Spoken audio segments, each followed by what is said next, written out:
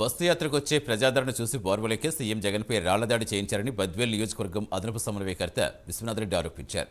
పోరుమావిలిలో మీడియాతో మాట్లాడుతూ చాలా హేయమైన చర్య అన్నారు.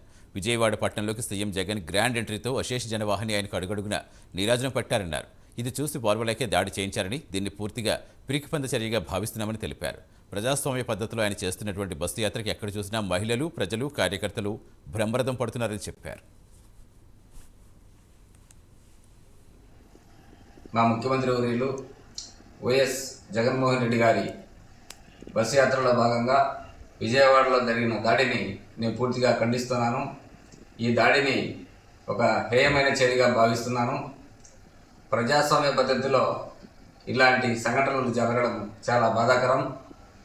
ప్రజాస్వామ్య పద్ధతిలో బస్సు యాత్రలో ప్రజలు చూపిస్తున్న ఆదరణ, ప్రేమానురాగాలు వల్ల కార్యకర్తలు, మహిళలు అధిక సంఖ్యలో బ్రహ్మరథం పడుతున్నారు.